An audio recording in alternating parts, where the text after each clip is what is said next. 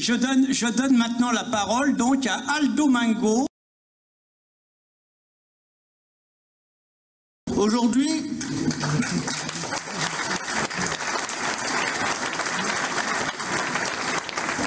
Aujourd'hui en Belgique, la multiculturalité est désormais rebaptisée interculturalité.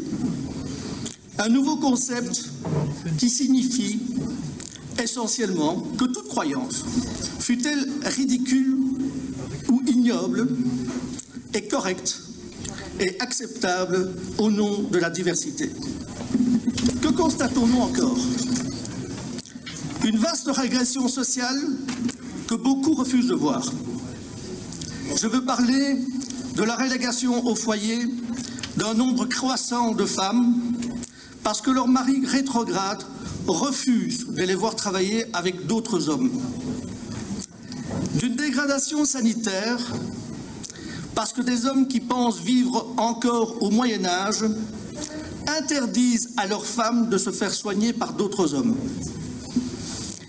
Des femmes dont le seul revenu est désormais l'allocation de chômage ou le revenu d'intégration, qui en Belgique est attribué à vie.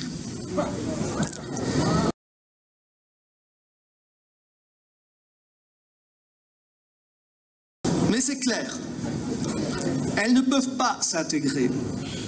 Elles ne s'intégreront jamais sur le marché du travail. Leurs familles, leurs maris ne le veulent d'ailleurs pas. La Belgique en est donc réduite à ne plus être qu'un vaste guichet social, une machine à distribuer l'assistanat. Ce n'est évidemment pas tenable, ce n'est pas digne, ni pour ces femmes, ni pour leurs enfants, ni pour les travailleurs belges ou immigrés qui se sont intégrés de longue date et qui, eux, travaillent, se lèvent le matin et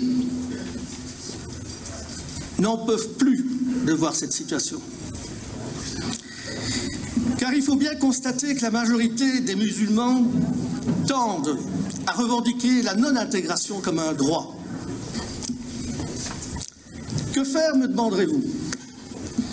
Que proposer face à ce défi? Il n'y a pas de solution miracle, mais il y a un passage obligé.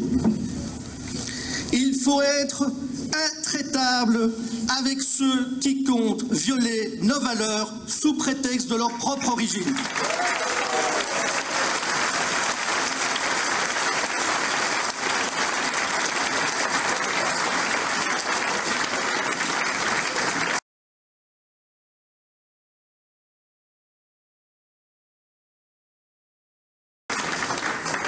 Car c'est la porte ouverte à la scission de la société sur des bases uniquement religieuses, qui vont organiser cette société dans l'hystérie piétiste du pur, le halal, et l'impur, le haram.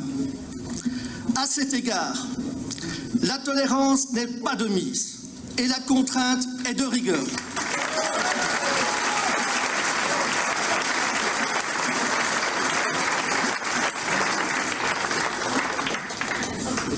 Car les revendications musulmanes se fondent sur le postulat que plusieurs civilisations peuvent coexister sur le même sol. Cela est faux, car cela mène à la guerre civile.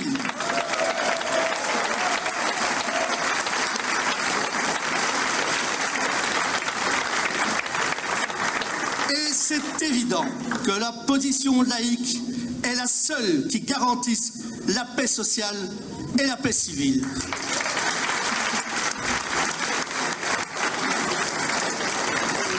En l'occurrence, le devoir des musulmans est de se soumettre aux mêmes règles que celles de tous les autres citoyens.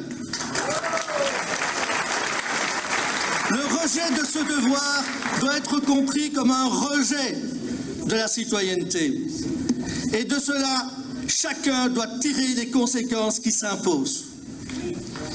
Nul n'entend renoncer à l'état de droit. Ce serait renoncer à nous-mêmes. Mais si notre droit est impuissant à faire respecter notre mode de vie, changeons-le.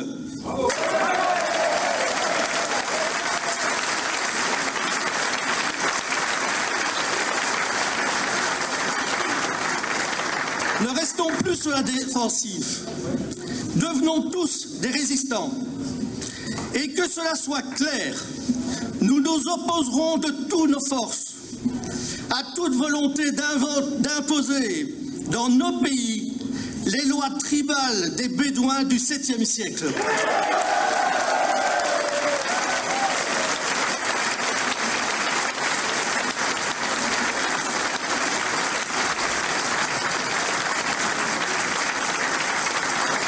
Citoyens, résistons et partons à la reconquête de nos valeurs. Ce combat, c'est celui de la démocratie au service de la liberté.